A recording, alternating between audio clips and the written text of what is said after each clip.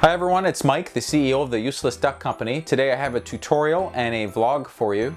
So news for the channel, last week I made a Patreon page where people can support me if they want to help me buy robot parts. Patreon is where I'm going to be putting all the tutorials for all of my robots. So every time I build a new robot, you can go there and see a video about exactly how I put it together so you can make your own shitty robot. Also in the past week I made a couple side projects. This one uses a Raspberry Pi and a microphone to detect if I'm swearing, and then it makes a buzzer sound if I do. I made this because I noticed a lot of younger people joined as subscribers. I want to make sure I don't swear too much on the channel. I programmed in some softer words so I could demo it for you, like damn. Also, I made this Mr. Meeseeks box. This is based on an episode from the show Rick and Morty. It has a few bugs, but it works for the most part.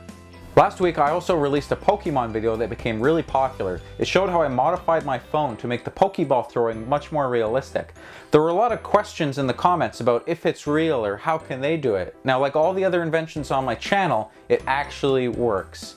Like the sock robot actually takes off your sock. Or the toilet paper machine actually cuts toilet paper.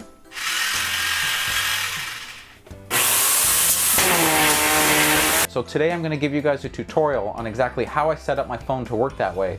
After you follow these steps, you should be able to throw a Pokeball the exact same way that I did.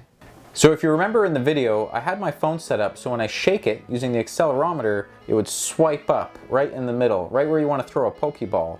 I did that using an app called Tasker, but before you could do it, you need to root your phone. Now there's 3 things you need to know about rooting your phone. Number 1 is that if you do it wrong, you could ruin your phone. Number 2 is that if you do it, you could void the warranty on the phone. The third thing is if you root your phone, you can do super cool stuff. Also, if you use an app to help you play a game, it could be considered cheating. But on the other hand, you gotta throw those Pokeballs. Okay, so I can see on my phone that it's not rooted, and it needs to be rooted for this to work. Now the instructions for rooting a phone are different for each phone, so I put a link in the description where you can follow some instructions to do this yourself. For this video, I'm just going to use Mr. Meeseeks. Hi, Mr. Meeseeks! Look at me! Hi, Mr. Meeseeks. Can you root my phone for me? Ooh, yeah! Can do! Okay, so let's check if that worked.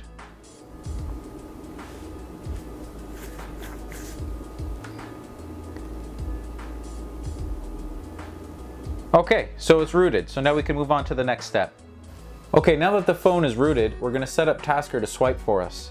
So you open up Tasker, you're going to go to Profiles and hit the plus to make a new profile. For a trigger, we're going to pick Event, Sensor, and Shake. So this is going to give us access to that accelerometer. I'm going to do an up-down shake, low sensitivity, and short. Now that we have that, I can go back and I'm going to add a task. So now when we shake the phone, it's going to run this task. I'm going to call it Pokeball. And we will add a code task. We're going to run a custom shell script. So I'm going to put run shell.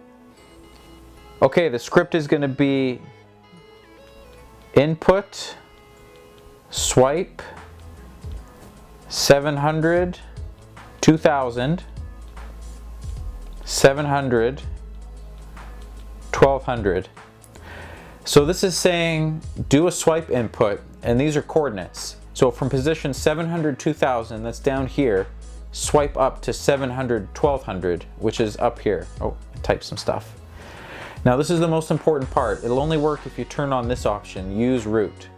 So we'll hit that, go back, and we see that it's turned on. So now if I shake the phone up and down, it should run this custom script.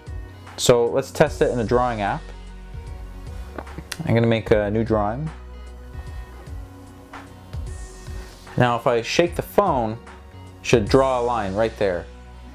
There's also macro recording apps. So this one is called Touch, and you can see the control panel on the side here.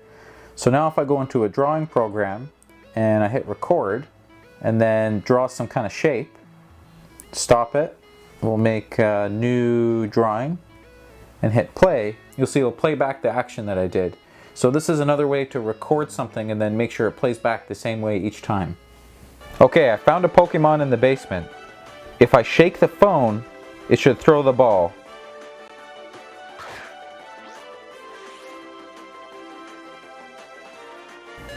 Okay, it works. So remember, you can set different triggers if you want to do a long throw or a short throw. Also, you can use that macro recording software that I showed you if you want to do something like a curveball and... I just want to die! Fuck!